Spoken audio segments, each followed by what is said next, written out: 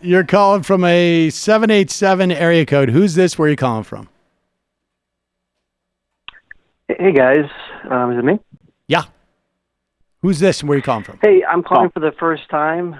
I wanted to talk about other things regarding the Bernie Sanders primary campaign, but given the situation, I wanted to talk about Puerto Rico. I'm actually from there, San Juan, Puerto Rico, to be specific. I'm not sure if you guys discussed it earlier. I know I saw it mentioned at the beginning of the program, but the situation down here is getting a little bit difficult, as you guys can probably imagine. Recently, some leaked chats regarding the governor and his close team were leaked.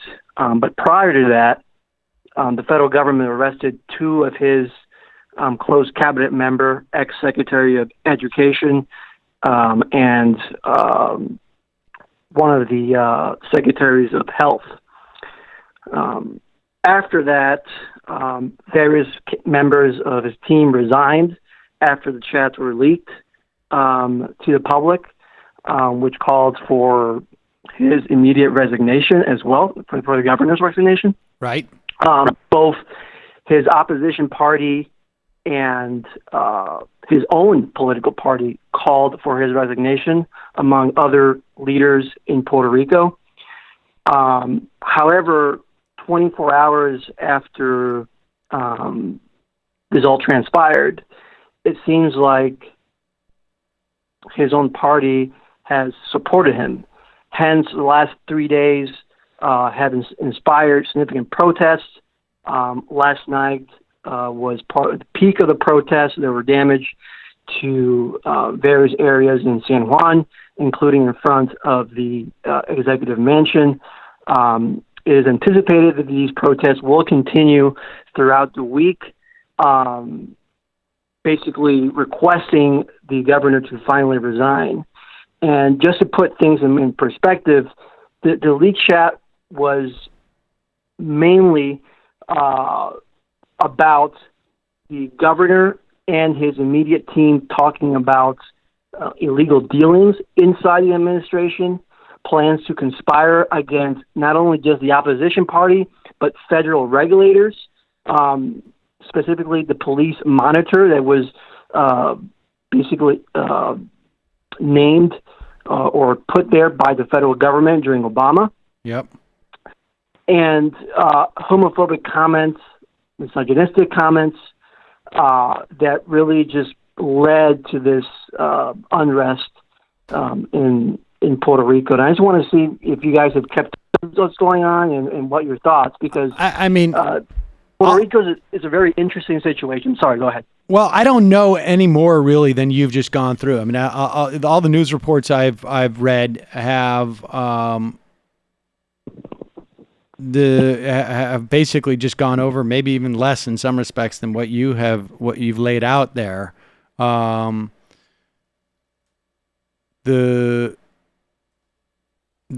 know, I don't know. I don't know. Like, I guess the real question is, like, you know, what happens if there is any illegality associated with it? And do you think if, I mean, is there, I mean, how long of a term does the governor have at this point? So right now, he was elected into office in 2016. Governors are elected every 4 years, so the next elections are in 2020. So, you know, he has about the same time I hope Trump has in office, about a year and a half.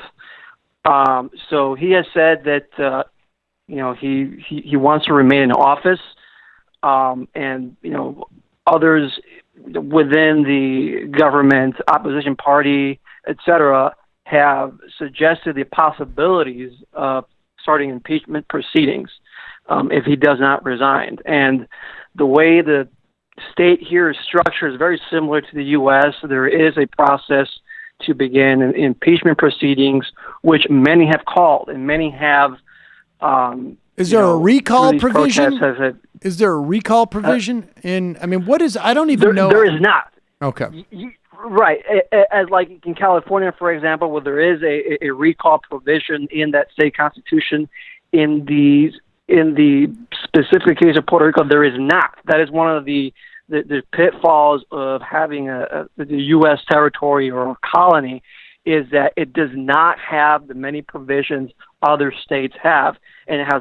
Michael has discussed in his own show and in other times. We don't have the mechanism of filing for bankruptcy like other states do in other cities in the U.S. And again, there's another kind of shortfall that we don't have that provision. So basically, we rely on two things: either the governor resigns, right now, and what people are calling for, or two, starting impeachment proceedings. And it's in the investigation that takes place in the House. 2/3 of the House needs to vote for accusing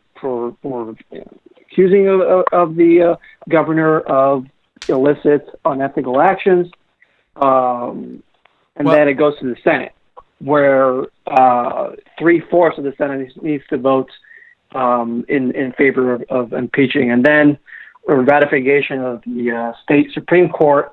Then he is removed. But yeah, that's basically essentially the process right there. I appreciate your in keeping us up on this. I mean, I don't know that I really have anything else to add. Obviously, it's an effed up situation, and it's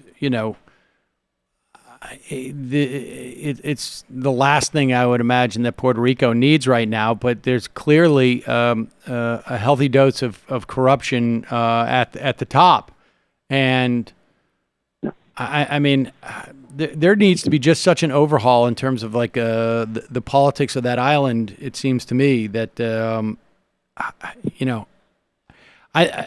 I mean, I really think that the representation issue needs to be resolved. Everybody, I mean, obviously Puerto Rico should just have a choice whether they want to be an independent country or a state.